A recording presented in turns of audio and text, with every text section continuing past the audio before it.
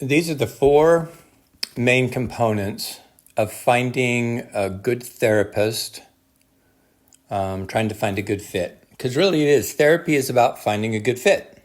It's about finding someone you feel comfortable with and that you have a gut reaction that is positive. If you can, if you're in severe trauma, maybe that doesn't work so well because you don't trust anybody. But I would encourage you to look for people, if you're looking for a therapist, to find someone you feel comfortable with. I'm reminded of that. One of the individuals I've been recently seeing for a while, she says one of her main issues is trust. And she says, I just don't trust people, especially men. But then she says, but for some reason I do trust you. And I just was grateful. She's an amazing person, but truly within me is no guile. All I want to do is help people. I have no hidden agendas whatsoever.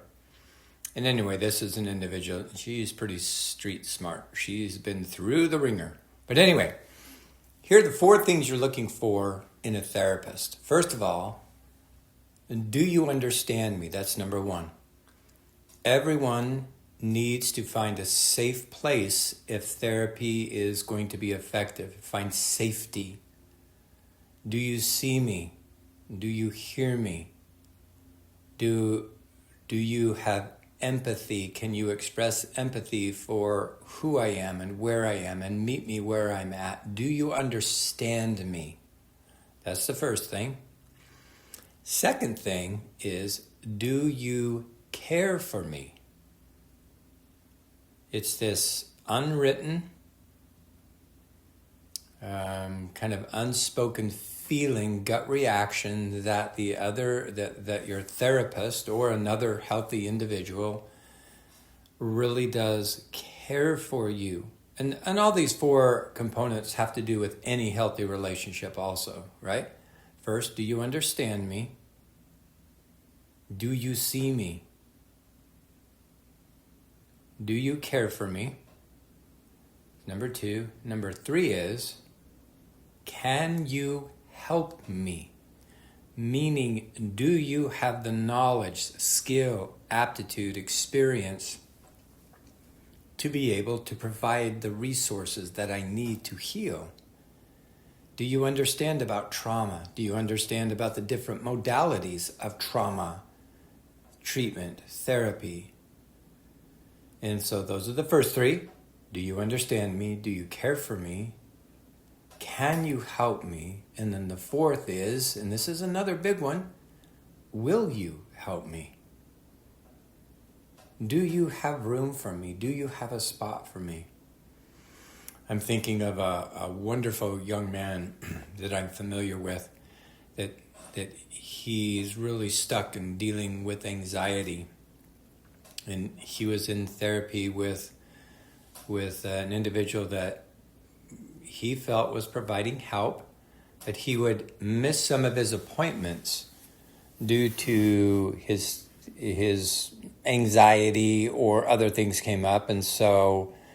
And because of the 24-hour cancellation policy, he would always pay that. He would always pay it. And as a therapist, if you have an hour break in your schedule and you're being paid for it, hey, that's a pretty sweet deal, right? Anyway, so that was what he signed, and so he agreed to that. But this therapist ended up, now get this, this therapist ended up firing him as a client, saying, I can't work with you. And he's going, what do you mean? Well, you miss your appointments. And yeah, well, and from his perspective, as he came to me and was telling me from his perspective, it's like just the fact that I knew you were there was a big deal to me. So back to those four things, do you understand me?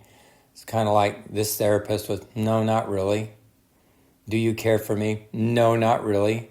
Can you help me? Maybe you could with the skills and knowledge you have. Obviously, you have a lot of experience. And will you? No, I will not. Unbelievable. all therapists, right? The Hippocratic Oath. This above all, do no harm. The goal is to love people, to love those whom you work with, and strive to be non-judgmental, caring, accept an individual where he's at. I met a new individual this morning who's starting therapy that I'm boggled in my mind. He's totally and completely addicted to medical marijuana. And I said, how did you get prescribed medical marijuana? And it was just because of anxiety and stress. And that's been a number of years ago. And he's just like, it's totally whacking out his life where he can't function at all because he smokes so much, and it's affecting his relationship, his fathering, and he's but fearful beyond imagination of, I don't think I can ever get off of this. And I taught him about the limbic part of the brain, the subconscious part of the brain. It's using it for survival. It's using it to medicate some unresolved pain, trauma, and the body's gotten used to it and so forth. So yeah, the brain is going to rebel against the idea of getting off of it. So we accept that. We acknowledge that. And then we start super, super slow. So first assignment this week in meeting with him, all right, well, what do you think you can do? I said, how often do you smoke? And he says, well, a joint a night. And I says, well, do you think you can cut it down to 3/4 of a joint? Just pack it differently. And he says, yeah, I can do that. So that's what we're working on. Small and simple implementing progress a little bit at a time.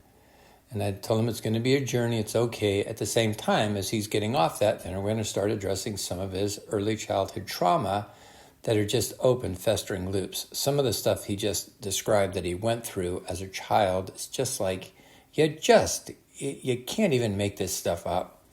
What human beings do to one another is just incomprehensible. So, and it does leave a scar, it does leave a mark, but we got to be about working through it, got to be about repairing the wound, overcoming whatever it is you're facing, using that mindset, can do, healthy sense of humor.